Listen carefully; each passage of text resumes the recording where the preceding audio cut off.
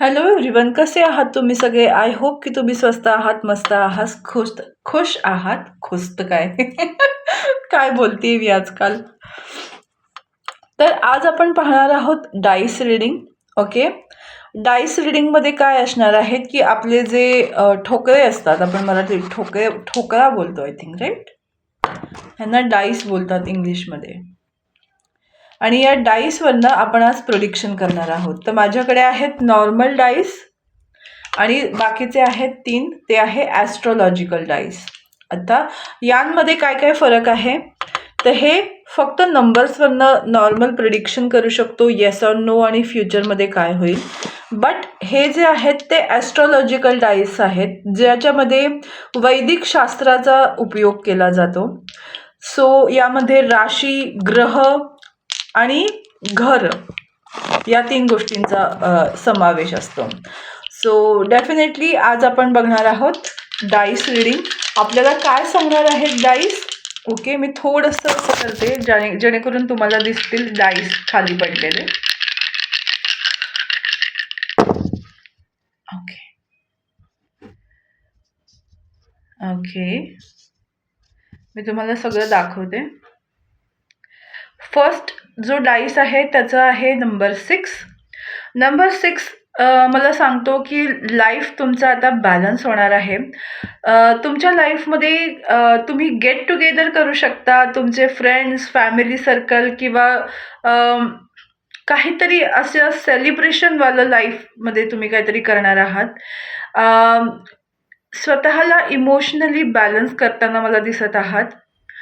त्याचबरोबर luxurious life तुम्ही आता इन फ्युचरमध्ये जगणार आहात. कधी?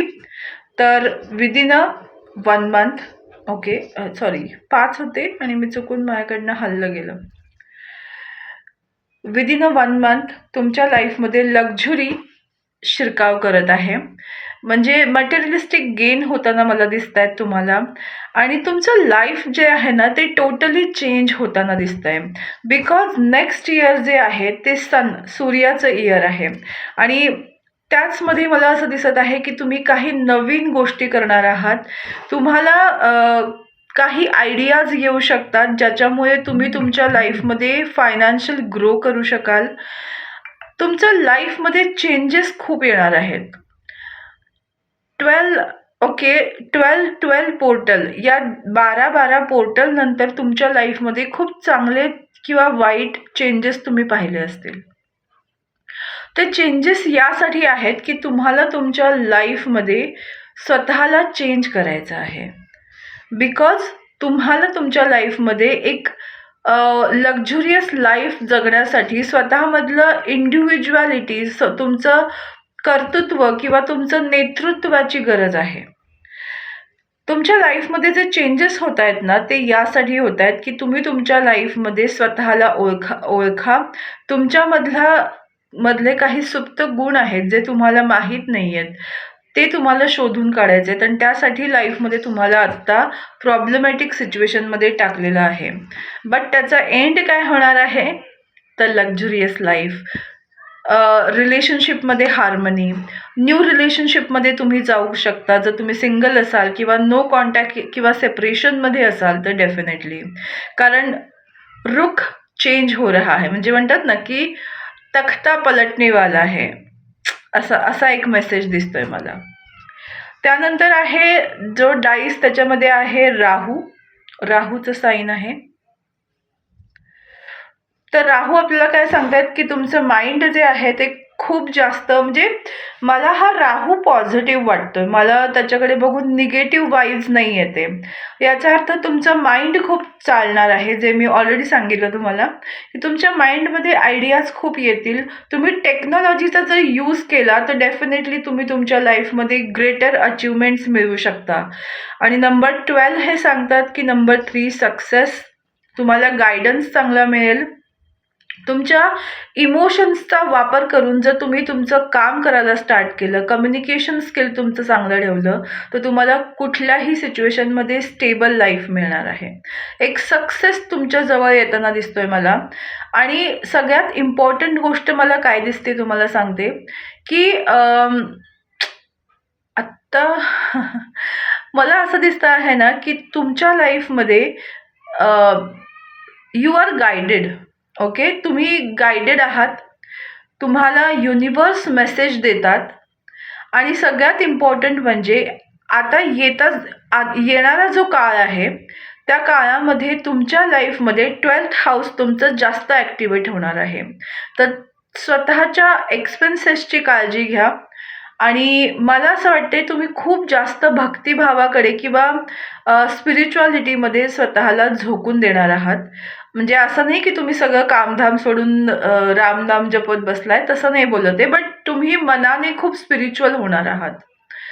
सो इट्स लाईक की तुमच्या लाईफमध्ये गोष्टी आता बॅलन्स होणार आहे. प्रॅक्टिकल लाईफ, मटेरियलिस्टिक लाईफ आणि यु नो आपण काय म्हणतो स्पिरिच्युअल लाईफ, या दोन्हीही गोष्टी तुमच्या बॅलन्स होणार आहेत. आणि तुमच्यामध्ये आत्ता तुम्ही खूप इमोशनल विचार करताय. तुम्ही आत्ता खूप इमोशन्समध्ये आहात, इमोशनल अप्स अँड डाऊन्समध्ये आहात. बट येणारा काळ तुम्हाला एकदम ग्राउंडेड करतोय आणि पॅशनेट बनवतोय. एरीजमध्ये तुम्ही एंटर करणार आहात. एरीज या राशीमध्ये म्हणजेच काय की तुमच्यामध्ये त्या राशीचे गुण येताना तुम्ही पाहाल. एक अग्रेसिव्ह नेचर तुमचा वाढू शकतो. सन पण आहे, सूर्य पण आहे त्याच्यामुळे. बट जितकं होईल तितकं तुम्ही स्वतःला शांत ठेवायचा प्रयत्न करा. बट पॅशनेट राहाल. करिअर तुमचं खूप चांगल्या पद्धतीने ग्रो करेल. जर तुम्ही त्याच्यामध्ये ॲक्शन ओरिएंटेड बनला तर तुम्हाला करिअरमध्ये सक्सेस येताना मला दिसतंय. तर एकंदरीत मला असं दिसतं आहे ना, की तुमचं life is about to change within a month. So जे काही चेंजेस तुमच्या लाईफमध्ये होत आहेत त्यांना रेसिस्ट करू नका, ॲक्सेप्ट करा आणि त्या गोष्टींना त्यांचं काम करू द्या. Because universe guide you. देव तुम्हाला गाईड करतोय.